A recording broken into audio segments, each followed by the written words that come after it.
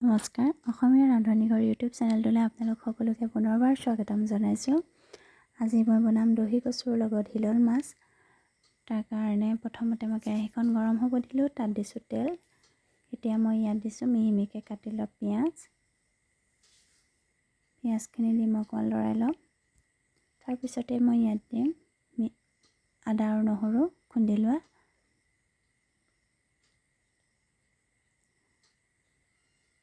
তাৰপিছতে মই ইয়াত দিম কেঁচা জলকীয়াখিনি।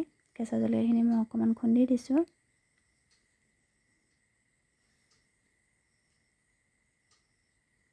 এতিয়া মই ইয়াত দিম বিলাহী।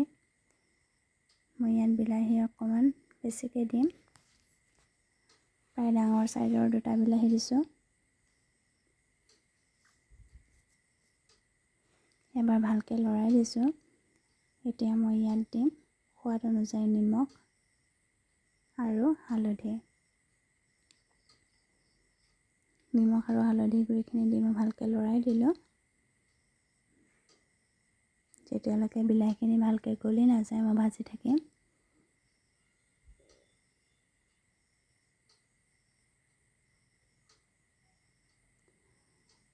এয়া মই লৈছোঁ হিলল মাছ।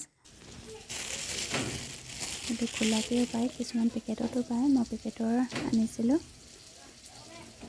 এই মাছটো বনালে এটা গোন্ধ ওলায়, কিন্তু এই গোন্ধটোৱে খাবলৈ বহুত সোৱাদ হয়।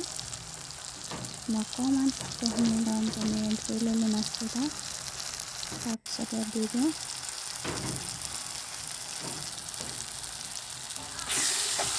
মাছখিনি গলি গ'ল।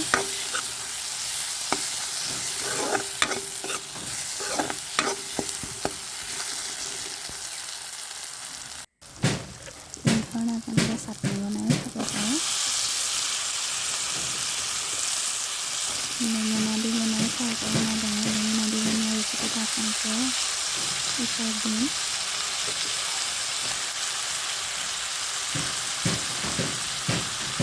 দহি কচুখিনি দি দিছোঁ।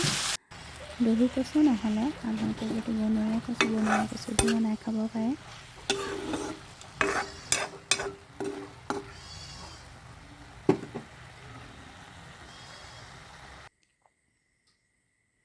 এই ধৰণে জুইটো কমাই মই কিছু সময় ভাজি থাকিম।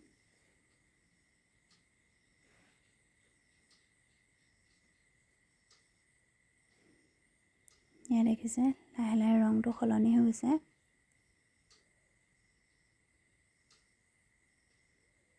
এনেকুৱা এখন ভাজি লগত পাতলকৈ বনোৱা দালি আৰু ভাত খাবলৈ খুবেই ধুনীয়া হয়।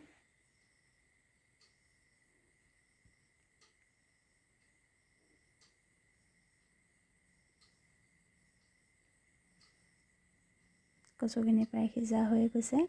এতিয়া মই এটা বাতিত উলিয়াই ল'ম।